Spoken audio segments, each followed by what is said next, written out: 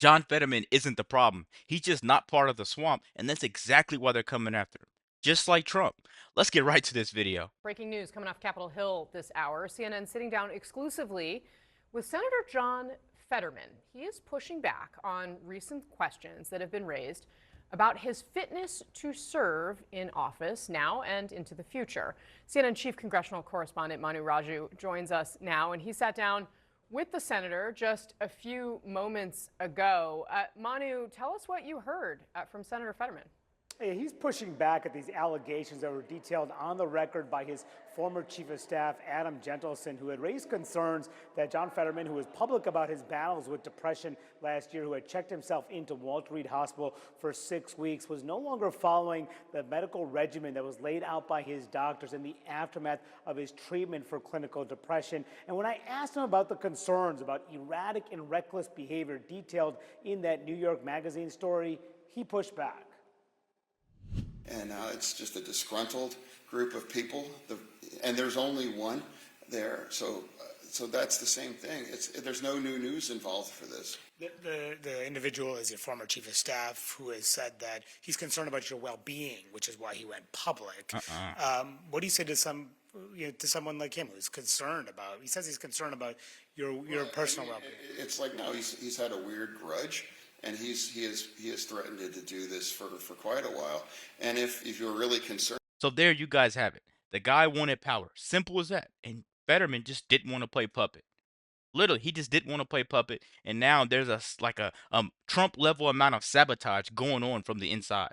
And this is what they try to make him look like. That's the Democrats for you. About someone, you could say, hey, let's sit down, can we talk? It's not like going to the media, and that's why somebody that has an agenda, it's like a hit piece. So you've been public about your struggles with depression, and you had a prescription regimen of drugs to take in the aftermath of your time. Have you been keeping up with that, taking your medication? I want to. My doctors are like, John is great, and I am on all of the plan that it's always been, and it's incredibly invasive. And why are people talking about anyone's personal medical things? It's that, I think most people would agree that's really, really invasive. Can you explain what happened with those driving incidents? There was a reckless driving incident last year, and there was something in the concern in that article about you driving, getting behind the wheel. No, it's like there's no news. There's no news on those things. It was an accident. You fully plan to serve your full term here in the Senate. Come on, man. They're digging into the car conspiracy like it's some type of Watergate. Whenever it's a Democrat they can't control, they treat them like Trump. They're framing this guy as somebody that doesn't know what's going on in his head right now. They're treating and weaponizing depression like it's a gun. Come on, man. How can you do somebody like this? I'm so glad Tulsi Gabbard got out in the way she got out, because if she didn't, they'll be doing her like this in the media. I'm glad RFK got it. They'll be doing him like this in the media. Whatever Democrat it is, they're just going to be horrible to them if they're not supporting the agenda of let's fight Trump, let's go against Trump. If it's not that, they're not going to support the person, and they're going to demonize them in the media. I'm telling you guys, let's keep going, man. It's obvious. Of course, that's obviously everybody understands. I was treated for depression. He wouldn't say if he would run for re-election in 2028, said it's too early for that. He is, though, Casey, getting support from Democrats and Republican senators alike here on the Hill. But when I put the question about that Fetterman had raised and criticism to his former chief of staff, Adam Gentleson, he told me, quote, I stand by what I said, and I hope he gets the help he needs.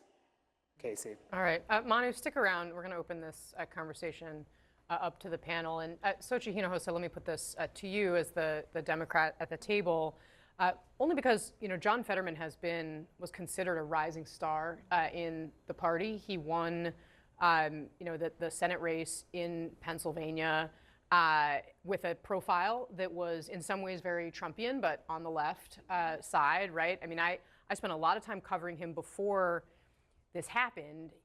I think anyone who knew him before and knows him now knows that he's a different man. This has been a really difficult situation. What do you think is the right thing for Senator Fetterman to be doing right now? to take care of himself. I think that anyone suffering depression in any instance, it's hard to keep up with school, keep up with a job, to be U.S. Senator and suffer from depression. I can only imagine what him and his family are going through. And I know Adam Gentleson. I served with him in the Senate. We were friends. And he is someone who, serves his principles and is loyal.